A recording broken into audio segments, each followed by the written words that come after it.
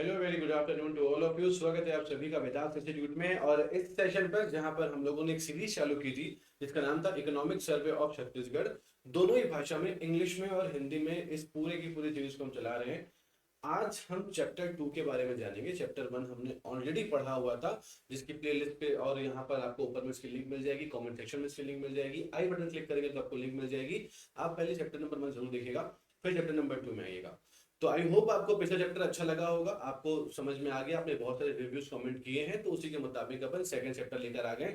Second chapter जो है वो है जनसंख्या, यानी कि जो पॉपुलेशन या फिर बात करेंगे हम सेंसस की, तो उस पर बेस ये पूरा का पूरा चैप्टर होगा कि कितनी जनसंख्या हमारे देश की है, कितनी जनसंख्या कि देश की तुलना में राज्य में कितने प्रतिशत की जनसंख्या है, कितनी पॉपुलेशन कहाँ पर है। ये सारी चीजें जो है वो चैप्टर नंबर 2 के इकोनॉमिक सर्वे से आपको उठाकर समराइज कर यहाँ पर दी जाएगी, दोनों ही भाषा में, परिभाषा के साथ में, डेफिनेशन के साथ में। तो इस वीडियो के आखिर तक बने रहिएगा, इन डेटास को अच्छे तरीके से नोट करके रखिएगा, क्योंकि एग्जाम में इन टॉपिक्स में से एक आध क्वेश्चन, दो क्वेश्चन आपको जरूर मिल जाते हैं। तो ये पूरा का पूरा सर्वे जो है ये आपके लिए बहुत इंपॉर्टेंट होता है। तो शुरू करते हैं अपने सेशन को और फटाफट सारी चीजों को देखते हैं, क्या क्या कहाँ कहाँ क्या क्या चीजें, टेक्निकल चीजें आपसे पूछी जाती है, उसका डेफिनेशन क्या होता है। और इस सेशन को जरूर लाइक कीजिएगा, कमेंट करके अपने रिव्यूज, अपने फीडबैक जरूर दीजिएगा। और अगर चैनल पे पहली बार आए सब्सक्राइब जरूर कर दीजिएगा, और जो भी आपकी नीड है उसको कमेंट सेक्शन में बताने की कोशिश कीजिएगा। तो चलिए शुरू करते हैं अपना सबसे पहला पॉइंट जो चैप्टर के अंदर पे आता है, और वो है ये कि याद रखिएगा कि हर 10 साल में हम सेंसस होता है, जनगणना होती है, जिसके आधार पे हर 2011, 2021, 2031 ये वर्ष है जिन वर्षों पे जनसंख्या का आपको एक पूरा डेटा मिलता है, फ्रेश पिछले 10 सालों का। 2011 में पिछला सेंसस हुआ था, उसका डेटा हमारे पास था, लेकिन इस बार जो सेंसस हमको मिलना था, जो एक्सपेक्टेड था, वो 2021 का था। लेकिन बीच में 2 साल कोविड की वजह से थोड़े से डिले हो गया, और उसी कारण से 2023 के अभी इस साल या इस साल के अंत तक या अगले साल तक आपको जनगणना के एग्जैक्ट डेटा आपको मिल जाएंगे। लेकिन 2011 का हमारे पास वास्तविक डेटा है, एक्चुअल डेटा है, और 2021 और 2023 तक के हमारे पास अनुमानित यानी कि एक्सपेक्टेड डेटा है। तो दोनों के हिसाब से, जो दोनों की डेटा को हमारे सर्वे के अंदर पे इस्तेमाल किया गया है, तो एक्चुअल 2011 का और एक्सपेक्टेड, अपेक्षित जो है, जो आपका जो आएगा वो 2021 और 2023 का आएगा। तो जानते हैं क्या क्या चीजें होती है। सबसे पहला जो पॉइंट देके रखा गया है उससे बोला जाता है सेक्स रेशो कहा जाता है। सेक्स रेशो क्या होता है इसके बारे में हम जानते हैं। तो sex ratio, sex ratio depends on number of female पर 1000 मेल, मतलब प्रति 1000 पुरुषों में कितनी महिलाएं उस क्षेत्र पे निवास करती हैं। हर 1000 मेल पे कितनी फीमेल उस पर्टिकुलर रीजन पे निवास करती है, रिसाइड करती है, उसी को हम क्या कहते हैं, सेक्स रेशियो कहते हैं, मतलब लिंग अनुपात कहते हैं। तो लिंग अनुपात को एक निश्चित जनसंख्या में प्रति 1000 पुरुषों पर महिलाओं की संख्या में रूप में परिभाषित किया जाता है। तो ये है आपका, क्या कहेंगे इसे, सेक्स रेशो कहेंगे। तो 1000 अगर किसी क्षेत्र में देखा जाए तो 1000 पुरुष हैं, तो कितनी महिलाएं होंगी, तो ये आधार देखा जाता है। तो हम अगर देखें डेटा इंडिया के हिसाब से, भारत का जो आंकड़ा है वो है 943। ये कौन से सेंसस की बात हो रही है, 2011 जो कि वास्तविक है, यानी कि रियल डेटा है। तो 943 थे, यानी कि हमारे देश में अगर 1000 पुरुष हैं तो उसके अंतर्गत 943 जो है वो महिलाएं, यानी कि अभी भी यहाँ पर जो है वो 57 का गैप है, बराबर नहीं हुआ। तो यहाँ पर जेंडर गैप जो होता है, जो आपका जो लिंग में अंतर होता है, लिंग अनुपात होता है, अंतर होता है, वो ये दर्शाता है 1000 में 243 महिलाएं। 900 जो है ये 2021 का एक्सपेक्टेड डेटा है। जो आने वाला सेंसस है उसमें हम ये एक्सपेक्ट कर रहे हैं, ये उम्मीद है, ये आपकी एक्सपेक्टेड, अपेक्षित है कि यहाँ पर 2021 में 900 यानी कि 1000 पुरुषों में 9000 महिलाएं हो जाएंगी। तो ये आंकड़ा जो है ये कम होता हुआ नजर आ रहा है, और ये एक अच्छा साइन नहीं है। ये शो करता है कि आपके क्षेत्र में, आपके देश में या आपके राज्य में कितना गैप आ रहा है, जेंडर गैप हो रहा है, कितना गैप देखने को मिल रहा है, कितना अंतर मिल रहा है। तो ये चीजों को यहाँ पर हमें, इसको गैप को कम करना था, लेकिन ये एक्सपेक्टेड ये है कि गैप जो है ये बढ़ेगा। और अगर बात करते हैं हम अपने राज्य, अपने छत्तीसगढ़ की बात करते हैं, तो छत्तीसगढ़ में 991 यानी कि प्रति 1000 पुरुषों में 900 महिलाएं निवास करती हैं हमारे छत्तीसगढ़ में। ये 2011 का डेटा था, लेकिन अगर 2021 का एक्सपेक्टेड डेटा देखें तो ये हो चुका है 955, यानी कि यहाँ पर भी जो दर है, जो संख्या है वो कम हो रही है, यानी कि जो गैप हो रहा है महिला और पुरुष की जनसंख्या में वो हमको बढ़ता हुआ नजर आ रहा है। ये एक्सपेक्ट किया जा रहा है आने वाले समय में। फिर अगर आगे बढ़ेंगे तो हम इस चार्ट के मुताबिक देखें तो पूरे देश में 2021 की अगर बात करते हैं तो सबसे ज्यादा सेक्स रेशो जो है वो कहां पर, किस राज्यों पे होगा, तो सेक्स रेशो जो होगा वो 955 हमारे छत्तीसगढ़ में। जो 2011 में केरल हुआ करता था वो हमारे राज्य जो है वो अब उसको पीछे करके आगे निकल जाएगा। ये हमारा लिंग अनुपात होगा छत्तीसगढ़ 955, वेरी इंपॉर्टेंट। जहां पर छत्तीसगढ़ लीड कर रहा है मेजर स्टेट में तो वो डेटा आपके लिए बहुत महत्वपूर्ण है। केरल को पछाड़ दिया हमने, 954 केरल का हो चुका। उड़ीसा और वेस्ट बंगाल का 940, यानी कि प्रति 1000 पुरुषों में 940 महिलाएं वेस्ट बंगाल और उड़ीसा में, प्रति 1000 पुरुषों में 954 महिलाएं जो है वो केरल में है, प्रति 1000 पुरुषों में 955 महिलाएं जो है वो छत्तीसगढ़ में निवास करती हैं। ये डेटा हमको ये बताता है। और सबसे कम लिंगानुपात जो है वो कौन से राज्य में है, तो कहना वो हरियाणा में है, यानी कि प्रति 1000 पुरुषों में यहाँ पर मात्र 857 महिलाएं निवास करती हैं। और पहला नंबर पे हरियाणा सबसे कम में अगर देखें, उसके बाद में उत्तराखंड 1000 पुरुषों में 862 महिलाएं निवास करती है। और दिल्ली की बात करें तो वो उससे ज्यादा है, लेकिन ये टॉप 3 लोएस्ट सेक्स रेशो वाले स्टेट जो है वो आपको देखने को मिलते हैं। टॉप में छत्तीसगढ़, फिर केरल और उड़ीसा और वेस्ट बंगाल। सबसे वीक में सबसे खराब प्रदर्शन जो है वो हरियाणा का, फिर उत्तराखंड का और फिर आपका दिल्ली का हो जाता है। तो ये जो है चार्ट आपके इकोनॉमिक सर्वे में दिया है। अगर आप इकोनॉमिक सर्वे आप अपने पास डाउनलोड करके रख लीजिएगा, ये आपको डीपीआर मिल जाता है छत्तीसगढ़ की वेबसाइट पे, और वहां पर आपको ये डेटा मिलेगा। ये पूरी बुक मिलेगी, उसमें चार्ट है, ये चार्ट वहीं से लिया गया है। ये डेटा को यहाँ पर लिख दिया ताकि आपको पढ़ने में समझने में आसानी हो सके। आगे बढ़ते हैं, अगली जो चीज हमको देखने को मिलेगी ये हिंदी भाषा में लिखा गया था। उच्चतम जो छत्तीसगढ़ का है, न्यूनतम जो है वो हरियाणा का है 857। आगे बढ़ेंगे, लाइफ एक्सपेक्टेंसी, जीवन प्रत्याशा, इसकी परिभाषा क्या होती है और उसका आंकड़ा क्या है, देश और छत्तीसगढ़ की बात करेंगे उसके अंदर। तो जीवन प्रत्याशा क्या होती है, it refers to the number of years a person is expected to live based on the statistical average. जीवन प्रत्याशा तात्पर्य है कि सांख्यिकीय औसत के आधार पर किसी व्यक्ति के जीने की उम्मीद, मतलब एक व्यक्ति किसी क्षेत्र में, निश्चित क्षेत्र के अंदर पर अगर हम देखें तो एक व्यक्ति औसतन कितनी उम्र तक जीता है ये बात करते हैं। जैसे मान लीजिए किसी एक रीजन है, वहां पर 5 लोग रहते हैं, किसी की मृत्यु जो है वो 60 साल की उम्र में हो गई, किसी की 50 साल में, किसी की 70 साल में, किसी की 90 साल में और किसी की 40 साल में। तो इन सभी उम्र को जोड़ा जाएगा और उसको जोड़ के आप 5 से भाग दे देना तो वही आपका निकल करके आ जाएगा जीवन प्रत्याशा, कि अमूमन औसतन इतने लोग उस क्षेत्र में जीवित रहते हैं। तो जहां पे स्वास्थ्य व्यवस्था अच्छी रहेगी, वातावरण अच्छा रहेगा, खान पान अच्छा रहेगा, वहां के लोग ज्यादा उम्र तक जिएंगे। जहां पर मेडिकल फैसिलिटी नहीं है, जहां पे खान पान कमजोर है, पानी ठीक नहीं है, फसल अच्छी नहीं होती है, दिक्कतें बहुत सारी, ट्रैफिक पॉल्यूशन बहुत है, तो वहां पर जो जीवन प्रत्याशा है वो काफी कम हो जाता है। ये इसके आधार पर आपको मालूम चलेगा। तो अगर आप देखें बड़े राज्यों की तुलना करते हैं तो जो लाइफ एक्सपेक्टेंसी है, जो जीवन प्रत्याशा है, वो इंडिया और मेजर स्टेट में इन वर्षों की अगर बात करें तो जो पुरुष है वो औसतन 69.4 वर्ष जीते हैं, 69.4 ईयर्स इनकी औसत उम्र है।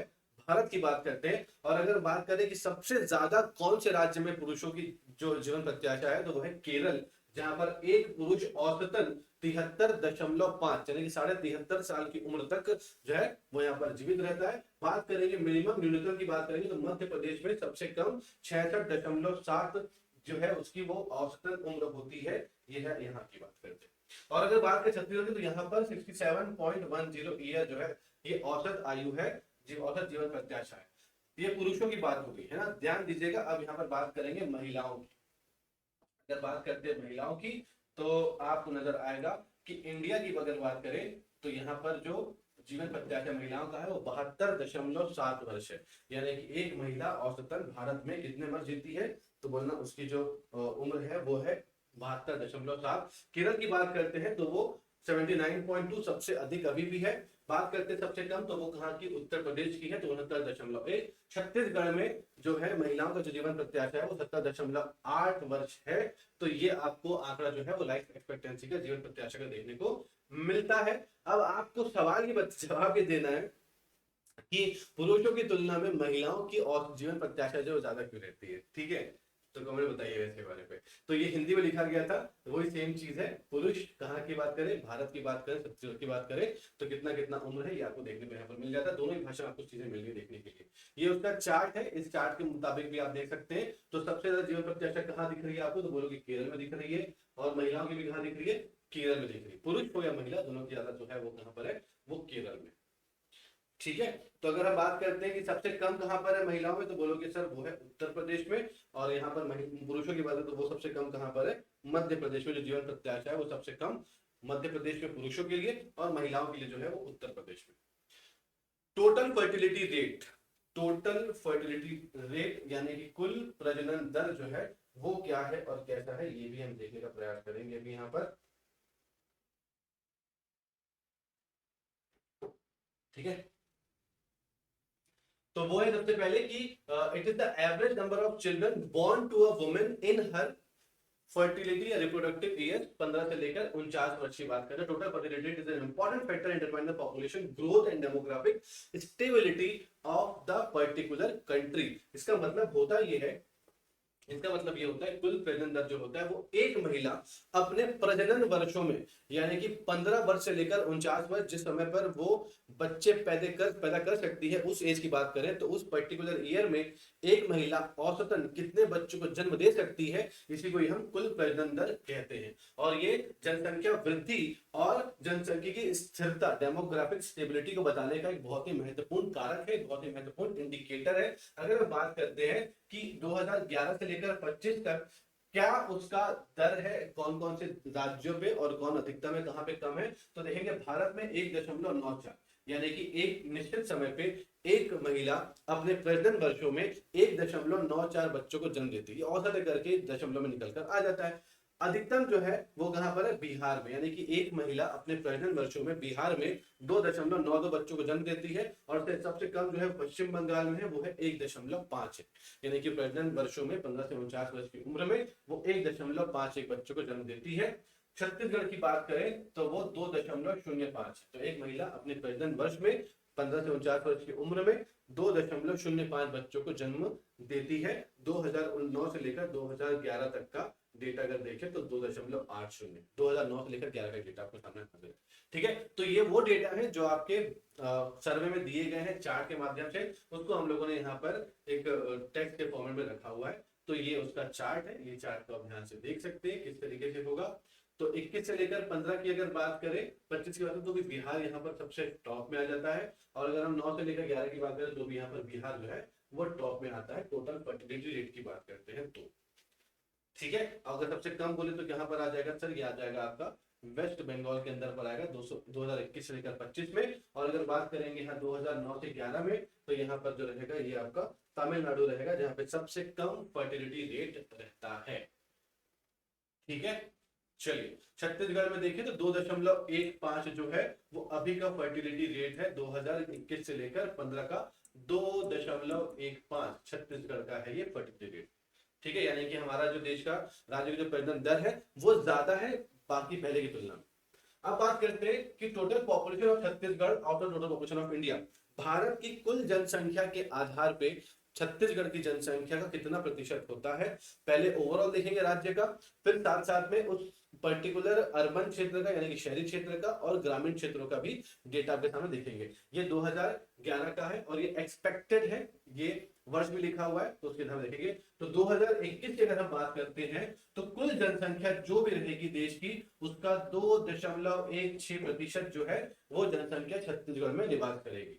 अर्बन क्षेत्र की बात करें तो जितनी जनसंख्या पूरे देश की होगी शहरी जनसंख्या, उसकी 1.66% जनसंख्या जो है शहरी जनसंख्या वो छत्तीसगढ़ में होगी। पूरे देश की जो ग्रामीण जनसंख्या होगी उसका 2.43% छत्तीसगढ़ में निवास करेगी। ये 2021 का अनुमानित डेटा जो है ये सामने रखा गया।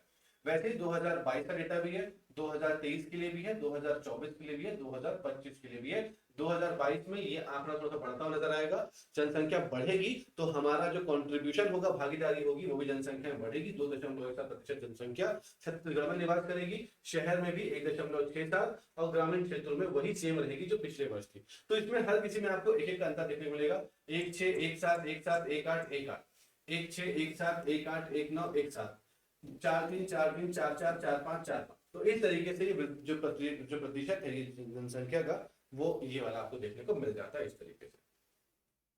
ठीक है, तो ये डेटा आप ध्यान से देख लीजिएगा।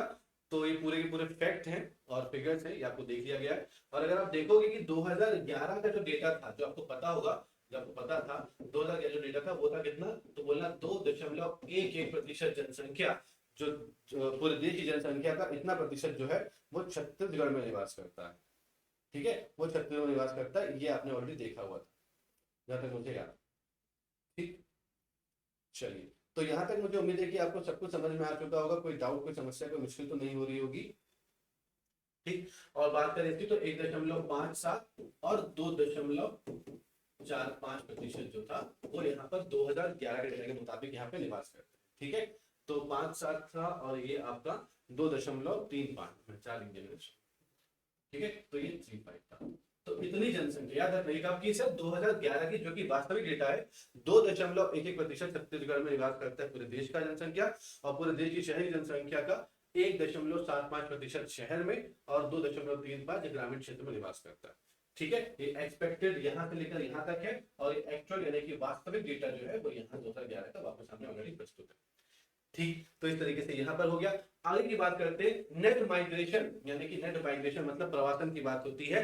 तो नेट माइग्रेशन क्या होता है कि आपके प्रदेश में या आपके क्षेत्र में बहुत से लोग नौकरी तलाश में या पढ़ाई के सिलसिले में यहाँ पर आते हैं, और आप ही के शहर के बहुत से लोग पढ़ाई के सिलसिले में, नौकरी सिलसिले में चले जाते हैं। एग्जांपल अगर ले किसी शहर की बात करें, मुंबई की बात करते हैं। मुंबई में अगर हम देखें, हम छोटे शहर के लोग हैं, हम गांव के लोग हैं, तो हम नौकरी करने के लिए मुंबई जाते हैं। और जो मुंबई के रहने वाले लोग हैं वो मुंबई से निकलकर अमेरिका या फिर यूरोप या कहीं और जाकर नौकरी करते हैं, पढ़ाई करते हैं। तो कुछ लोग उनके शहर जा रहे हैं और कुछ अपना शहर छोड़कर किसी और देश जा रहे हैं। तो आने वाले को बोलते इमिग्रेंट्स कहते हैं और जाने वाले को एमिग्रेंट्स कहा जाता है। तो यहाँ पर अगर देखें तो दोनों की तुलना करें, अगर किसी प्रदेश में या देश में या शहर में आने वालों की संख्या जाने वालों की संख्या से ज्यादा होती है, तो वहां का जो माइग्रेशन रेट होता है वो पॉजिटिव यानी कि सकारात्मक होता है, शुद्ध प्रवास जो होता है। और किसी क्षेत्र में अगर आने वालों की संख्या जाने वालों की संख्या से कम होती है, तो उसको हम भी क्या कहते हैं, वहां पे क्या होगा कि आने वाले ज्यादा जाने वाले कम, तो उस सभी को अंतर को क्या कहते हैं, शुद्ध प्रवास कहते हैं। आने वाले ज्यादा हो गए तो वहां पर पॉजिटिव होगा, अगर आने वाले कम जाने वाले ज्यादा हो गए तो वो नेगेटिव में उसका रेट आपको दर देखने को मिलता है। ठीक है, तो अप्रवासी और उस प्रवासी जो होते हैं उनकी संख्या की बात हो रही है।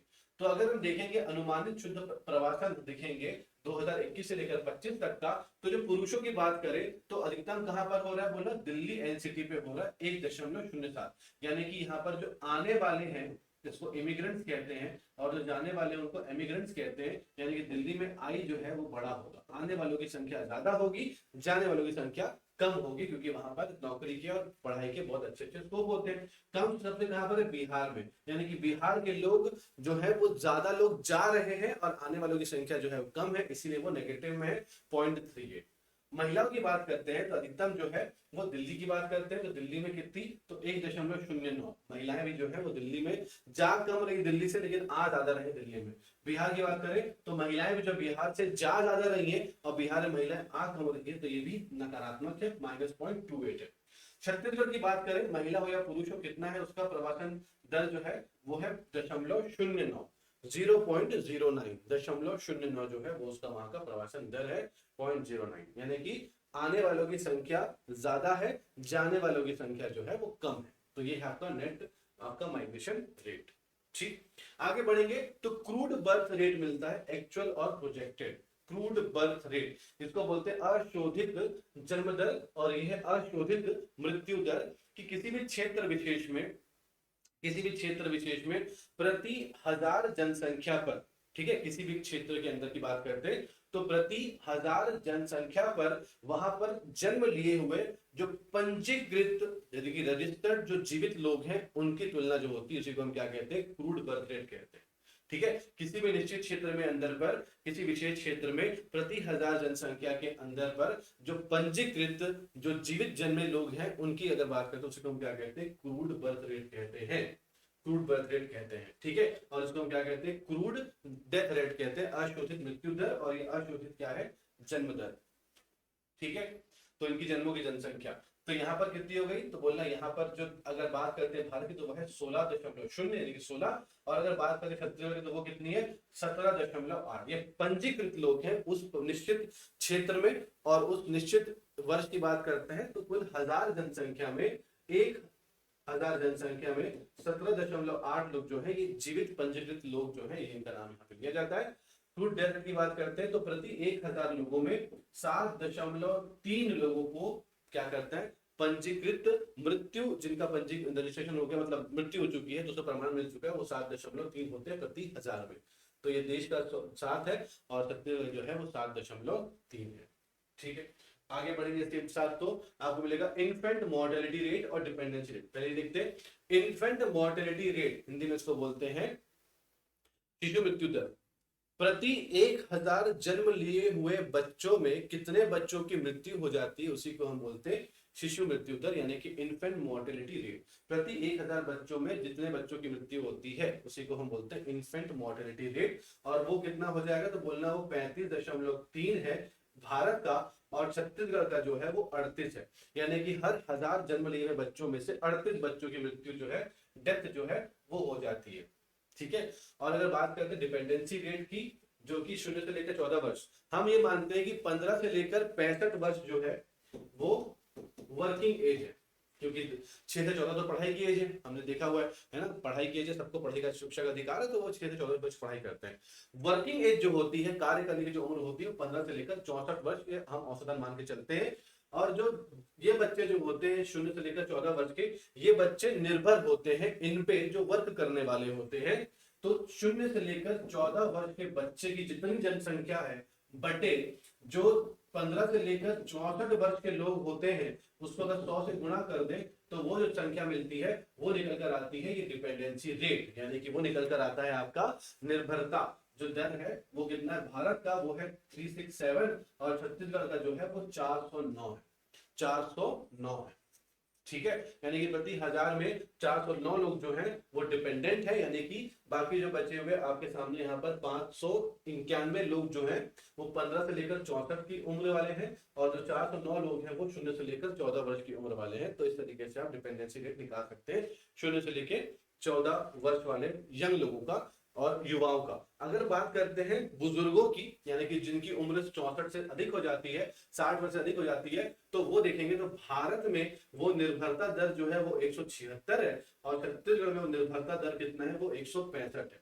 जो वर्किंग जो लोग हैं उनकी तुलना में जो लोग वर्क करके छोड़ चुके हैं, वृद्धावस्था में जा चुके हैं, जो कार्य नहीं कर रहे हैं, वो भी निर्भर होंगे कार्य करने वालों पे, वो दर जो है वो 157 हो जाएगा डिपेंडेंसी रेट, जो 60 वर्ष से अधिक वाले होते हैं। अब बात करते हैं जिला वाइज जो उनकी जनसंख्या छत्तीसगढ़ में हर जिले की, उसकी बात करते हैं। तो ये पूरा चार्ट के माध्यम से आपको बताऊंगा। जो सीधे हाथ में आपको दिख रहा होगा आपके वो है अधिकतम, और जो बाएं हाथ में दिख रहा होगा, बाएं तरफ में दिख रहा होगा, वो आपको दिख रहा होगा न्यूनतम। तो छत्तीसगढ़ की बात करें तो 2011 की बात करते हो तो सबसे अधिक जनसंख्या जो थी वो रायपुर की थी, रायपुर जिले की थी। सेकंड नंबर पे था वो था दुर्ग, और थर्ड नंबर पे था बिलासपुर। कितनी जनसंख्या थी तो आपको दिख रही होगी यहाँ पर 21 लाख कुल जनसंख्या थी। और अगर दुर्ग की बात करते हैं तो 171918 यानी कि 17,21,918। अगर बात करते बिलासपुर की तो लगभग 16 लाख की जनसंख्या जो थी वो बिलासपुर में निवास करती थी। तो अधिकतम रायपुर, दुर्ग और बिलासपुर, RDB। ठीक है, RDB।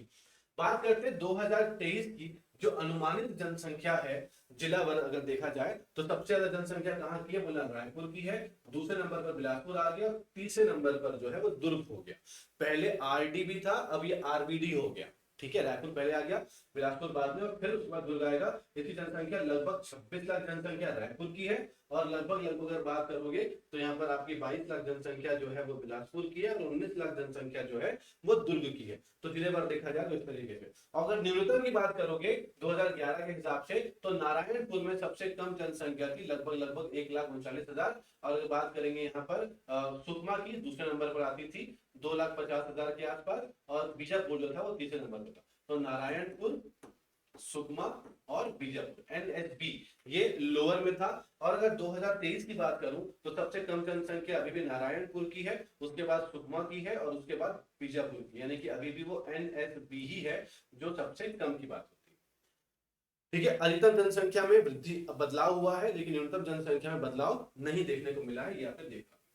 आगे बढ़ते हैं तो एससी, ये वो पिछला जो था वो कुल जनसंख्या का था, ये जो है ये एससी जनसंख्या का, यानी कि अनुसूचित जातियों की अगर बात करें तो सबसे ज्यादा अनुसूचित जाति कहां निवास करती है, बोला रायपुर में करती है। दूसरा कहां पे करती है, बिलासपुर में करती है। तीसरा कहां पे करती है, दुर्ग में करती है। सबसे अधिक रायपुर में, दूसरा बिलासपुर में, तीसरा दुर्ग में 2011 के हिसाब से है। और अगर बात करेंगे सबसे कम कहां निवास करती है, तो बोलोगे सुकमा में करती है, नारायणपुर में, और फिर बीजापुर में। सुकमा, नारायणपुर, बीजापुर, सुकमा, नारायणपुर, बीजापुर में। 2021-23 के मुकाबले अगर देखें तो यहाँ पर जो डिस्ट्रिक्ट लेवल पे बात करें, ये आपका था पॉपुलेशन के हिसाब से, जनसंख्या के हिसाब से, और ये जनसंख्या के प्रतिशत के हिसाब से, कि कुल जनसंख्या की कितने प्रतिशत जनसंख्या शेड्यूल कास्ट के अंदर पर आती है 2011 के हिसाब से।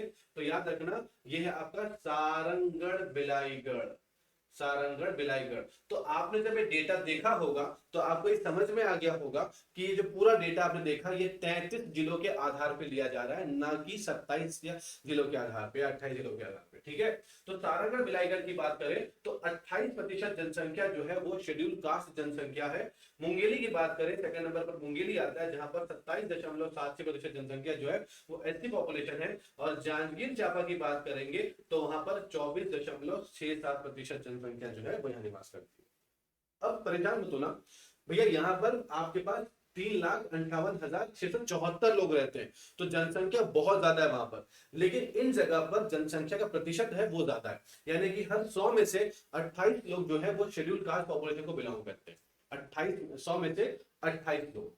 ठीक है, बट अगर बात करेंगे रायपुर की जनसंख्या की, रायपुर की जनसंख्या ऑलरेडी 26 लाख के आसपास थी, उनकी जनसंख्या में से 3 लाख लोग जो है वो निवास करते हैं वहां पे।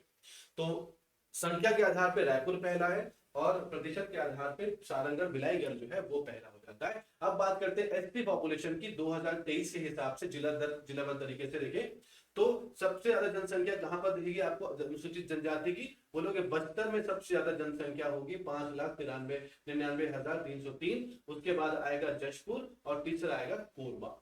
यानी कि अनुसूचित जनजाति की बात करें तो बस्तर सबसे पहला आएगा, दूसरा जो होगा वो होगा आपका जशपुर, तीसरा जो होगा कोरबा रहेगा। और सबसे कम जनसंख्या जो रहेगी एसटी की, वो कहां पे रहेगी, वो रहेगी आपकी बेमेतरा में, और उसके बाद रहेगी खैरागढ़, छुईखदान और गंडई में, फिर सारंगढ़ बिलाईगढ़ में। ठीक है, सबसे कम बेमेतरा में, फिर खैरागढ़ में, और फिर सारंगढ़, बीकेएस की बात करते हैं। ठीक है, बेमेतरा में जनसंख्या, जहां पे पेड़ पौधे नहीं है, जंगल नहीं है, वहां पर खुला मैदान है, वहां पर जनजाति निवास नहीं करती है, तो वहां पर वो बेमेतरा है। और वो आपका साथ में सारंगढ़ बिलाईगढ़ है, खैरागढ़ छुईखदान है, ये क्षेत्र पे यहाँ पर जनजाति जो है वो कम है। बात करेंगे बस्तर, जनजाति क्षेत्र है बस्तर ऑलरेडी, तो वहां पर अधिकतम है। जशपुर, जहां पर भी जंगल क्षेत्र है, और फिर आगे आपका कोरबा, यहाँ पर भी अनुसूचित जनजाति जनसंख्या ज्यादा है। लेकिन अगर प्रतिशत के आधार पर देखोगे तो यहाँ पर सुकमा में जनजाति जो है वो ज्यादा निवास करती है, यानी कि 82% लोग जो है वो जनजाति है, वो शेड्यूल कास्ट, शेड्यूल ट्राइब में आते हैं। बीजापुर नंबर 2 पे है, थर्ड नंबर पे क्या हो जाएगा, नारायणपुर। तो SBN यहाँ पर आ जाएंगे। अगर हम बात करेंगे संख्या के हिसाब से तो रायपुर में सबसे कम प्रतिशत के हिसाब से, तो रायपुर में सबसे कम है जनजाति, क्योंकि शहरी क्षेत्र है, जनजाति यहाँ पर निवास नहीं करती है। तो 4.38% जो है जनजाति निवास करती है रायपुर में। फिर आपका आ जाएगा बेमेतरा में, फिर उसके बाद आ जाएगा दुर्ग में। तो सबसे कम प्रतिशत रायपुर, बेमेतरा और दुर्ग का है जनजाति प्रतिशत के आधार पे। सबसे अधिक जो है वो सुकमा में है, बीजापुर में है, और नारायणपुर में इनकी जनसंख्या ज्यादा है प्रतिशत के हिसाब से। लिटरेसी रेट यानी कि साक्षरता दर की बात करते हैं, पूरी जनसंख्या का कितनी प्रतिशत जनसंख्या जो है वो साक्षर है, ये जानने के लिए हम निकालते हैं साक्षरता दर। अगर जिलेवार तरीके से देखा जाए तो पूरे छत्तीसगढ़ की बात करें तो छत्तीसगढ़ का जो दर है वो कितना है, बोलना 70.28 2011 में था। और अगर प्रतिशत की बात करें 2023 के हिसाब से तो 74.53 है, यानी कि जो लिटरेसी रेट है, साक्षरता दर है, वो बढ़ रहा है, यानी कि हर 100 में से 74.53 लोग जो है वो साक्षर होते हुए नजर आ रहे हैं हमारे प्रदेश में। और अगर जिले वर बात करें 2011 के हिसाब से तो सबसे अधिक दुर्ग की बात करें तो दुर्ग भिलाई एरिया वैसे भी एजुकेशन के लिए बहुत फेमस है, तो दुर्ग जो है वो टॉप में है, सबसे ज्यादा लिटरेसी यानी कि 82% जो लिटरेसी साक्षरता दर है वो दुर्ग में है। उसके बाद जो है वो रायपुर है और थर्ड नंबर पे जो आएगा वो है बालोद। दुर्ग, रायपुर, बालोद। और अगर बात करेंगे सबसे कम कहां पर है तो बोलोगे सुकमा में है, बीजापुर में, नारायणपुर में। क्यों? जनजातीय क्षेत्र है और यहाँ पर शिक्षा का विकास हो रहा है, लेकिन यहाँ पर अभी भी वो थोड़ी सी अवेयरनेस, जागरूकता बढ़ानी पड़ेगी, तब जाकर वहां पर जो दर होगा, आपका जो लिटरेसी रेट होगा वो यहाँ पर बढ़ता नजर आएगा। फिर बात करें अभी 2023 में कितना हो चुका है, तो दुर्ग अभी भी टॉप में है। दुर्ग सबसे पहले, सेकंड नंबर पे रायपुर और थर्ड नंबर पे बालोद। दुर्ग, रायपुर और बालोद जो है ये आपका सेंट्रल छत्तीसगढ़ में आता है, यहाँ पर लिटरेसी रेट जो है वो ज्यादा है। और अगर सबसे कम की बात करें तो अभी भी सुकमा, बीजापुर और नारायणपुर, दोनों ही डेटा दोनों में क्या है, सेम है, इक्वल इक्वल है। ये बस डेटा फर्क है, 70.28% पहले 2011 में थे, अभी 74 कुछ कुछ है, 74.5% जो है लिटरेसी रेट अभी 2023 के हिसाब से हो जाता है। जिले की बात करें तो सबसे ज्यादा दुर्ग में है, वहां पर, फिर रायपुर में और फिर बालोद में, दोनों वर्ष में। सुकमा, बीजापुर और नारायणपुर सबसे कम जो है 2021 में भी और 2011 में। आगे बढ़ते हैं तो पॉपुलेशन डेंसिटी, इसको बोलते हैं जनसंख्या घनत्व कहा जाता है। पॉपुलेशन डेंसिटी यानी कि प्रति एक वर्ग मीटर में, तो एक वर्ग किलोमीटर में, यानी कि 1 किलोमीटर स्क्वायर के क्षेत्रफल में कितनी जनसंख्या रहती है, कितने लोग निवास करते हैं, इसी को हम क्या कहते हैं, पॉपुलेशन डेंसिटी, जनसंख्या घनत्व। यानी कि 1 किलोमीटर स्क्वायर में प्रति वर्ग किलोमीटर के क्षेत्र में जितने लोग निवास करते हैं उसको हम ये कहते हैं। जगह छोटी होगी, जनसंख्या बहुत हो जाएगी, तो छोटे छोटे एरिया में बहुत लोग रहेंगे। जनसंख्या कम है, क्षेत्रफल भी बहुत बड़ा है, तो बहुत लोग फैल फैल के रहेंगे, अरे इतने में हम रहेंगे पूरे के पूरे, एक एक के लिए बड़ा एरिया, ठीक है, तो वो हो जाएगा, वहां पर जनसंख्या घनत्व तो क्या हो जाएगा, कम हो जाएगा। और जहां पे जनसंख्या ज्यादा होगी, क्षेत्रफल कम होगा, तो वहां पर जनसंख्या घनत्व जो रहेगा वो बढ़ जाएगा। तो 2011 के हिसाब से अगर हम देखें तो पहली बार छत्तीसगढ़ जो कितना था वो था 189, यानी कि 189, 1 किलोमीटर क्षेत्रफल, किलोमीटर वर्ग क्षेत्रफल में 189 लोग रहा करते थे 2021 में। और 2023 की बात करें कितने हो गए, 223 हो गए। कितने हो गए, 223 हो गए। बात करते हैं इनके एरिया के हिसाब से, तो दुर्ग में 2011 में दुर्ग जो घनत्व था वो बहुत ज्यादा था, दुर्ग का क्षेत्रफल कम, जनसंख्या ज्यादा, इसीलिए वहां पर घनत्व भी बढ़ जाएगा। सेकंड नंबर पे रायपुर और थर्ड नंबर पे बिलासपुर था, क्योंकि ये सब जो क्षेत्र है ये जहां पर जनसंख्या ज्यादा होती है। बात करेंगे सबसे कम कहां पर है, बोलोगे बीजापुर में, नारायणपुर में और सुकमा में, बीएनएस, ठीक है, बीजापुर, नारायणपुर और सुकमा, यहाँ पर जो घनत्व था वो कम था 2011 में। 2023 की बात करते हैं तो यहाँ पर जो रहेगा वो कितना रहेगा, 932, यहाँ कितना, 749 था। इसका मतलब कि 1 वर्ग किलोमीटर में 749 लोग निवास करते थे। बीजापुर जाओगे तो 1 किलोमीटर वर्ग के क्षेत्र में मात्र 300 निवास करते हैं। अगर 2023 का डेटा देखेंगे तो रायपुर का ये पार्ट बढ़ चुका है, दुर्ग में जो है वो सेकंड नंबर पे आ चुका, तो ये RDB हो गया, मतलब बस आगे पीछे हो गए। रायपुर का घनत्व बढ़ चुका क्योंकि राजधानी है, लोग निवास करने वहां पे जा रहे हैं, क्षेत्रफल तो उतना ही रहेगा, जनसंख्या बढ़ती चली जाएगी तो घनत्व भी जो रहेगा वो बढ़ जाएगा। तो यहाँ पर 932 लोग 1 वर्ग किलोमीटर के क्षेत्रफल में 932 लोग निवास करते हैं रायपुर में। दुर्ग की बात करें तो उतने ही क्षेत्र में 853 लोग निवास करते हैं। अगर बात करें बिलासपुर की तो वहां पर 583 लोग निवास करते हैं 1 किलोमीटर वर्ग के क्षेत्र में।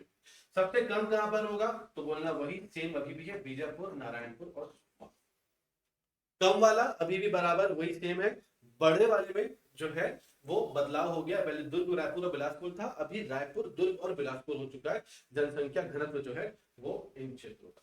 ठीक है, तो ये थी आपकी आज की चैप्टर नंबर 2 की पूरी कहानी, जहां पर आप लोगों ने इन्फेंट मोर्टेलिटी यानी कि शिशु मृत्यु दर देखा, क्रूड बर्थ और डेथ रेट देखा, डिपेंडेंसी रेट देखा, पॉपुलेशन हर जिलों की देखा, छत्तीसगढ़ की कितनी वो देखा आप लोगों ने। और अगर आप देखें एक छोटा सा इसमें नॉलेज आपको आइडिया हो जाएगा इस चीज को लेकर कि ये जिलेवार तरीके से आपने जनसंख्या देखी,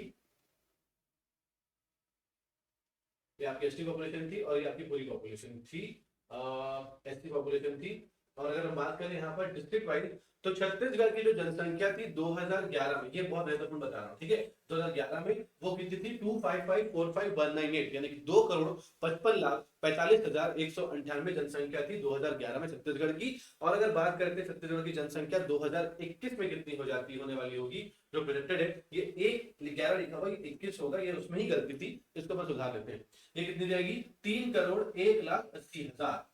ये एक्सपेक्टेड है, ये अनुमानित है, ये आने वाले समय पे जब हमारे को हमारा जो सेंसस मिलेगा तो वहां पर 3,01,80,000 जनसंख्या छत्तीसगढ़ की हो जाएगी। बात करते हैं एसटी पॉपुलेशन की, तो पूरे छत्तीसगढ़ में 2011 में 3,27,469 जो लोग थे वो शेड्यूल्ड कास्ट हुआ करते थे।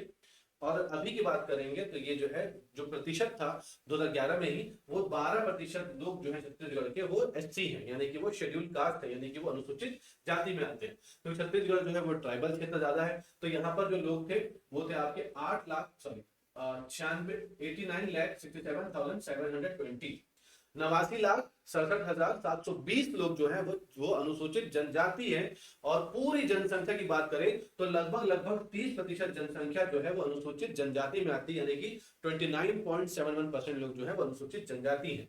फिर बात करेंगे यहाँ पर कि लिटरेसी रेट की सब आपने देखा हुआ है। तो ये जो डेटा थे पूरे आपको मुंह जबानी याद हो जाने चाहिए, लेकिन डेटा आपको बैठ के याद नहीं करना है, इसको बार बार रिकॉल करना है, एक बार नजर फिरा के देखिएगा, नोट्स में नोट बनाइएगा। इसके हिसाब से पूरी जितनी भी चीज आपके सर्वे के अंदर थी वो पूरी की पूरी इसके यहाँ पर लिखी हुई है, तो इसको जरूर देखकर नोट बना के रखिएगा, और वो नोट्स आने वाले आपके हर एग्जाम में काम आएंगे, ये मेरा वादा है। और उसमें से क्वेश्चन अगर टॉपिक में आ जाता है जनसंख्या में से, तो इन्हीं में से सवाल आपको देखने को मिलेगा। तो आज के सेशन के लिए इतना ही। अगली जो चैप्टर नंबर 3 वो राज्य आय है, स्टेट इनकम है, उसके बारे में हम अगले वीडियो लेकर आएंगे। तो बने रहिएगा हमारे साथ, यानी कि वेदांत इंस्टीट्यूट के साथ में। हमारे ऐप के अंदर में बहुत सारे कोर्सेज चल रहे हैं, तो आप चाहें तो प्ले स्टोर में जाके हमारे ऐप को डाउनलोड कर सकते हैं। और अगर सब्सक्राइब नहीं किया अभी तक इस वीडियो को, चैनल को जरूर सब्सक्राइब कर लीजिएगा, वीडियो को लाइक जरूर कर दीजिएगा, कमेंट सेक्शन का इंतजार रहेगा, सारे कमेंट के जवाब को दिए जाएंगे। मुलाकात होगी अगले वीडियो में। बहुत बहुत धन्यवाद आपका, बहुत बहुत शुक्रिया। जय हिंद, जय भारत, जय छत्तीसगढ़।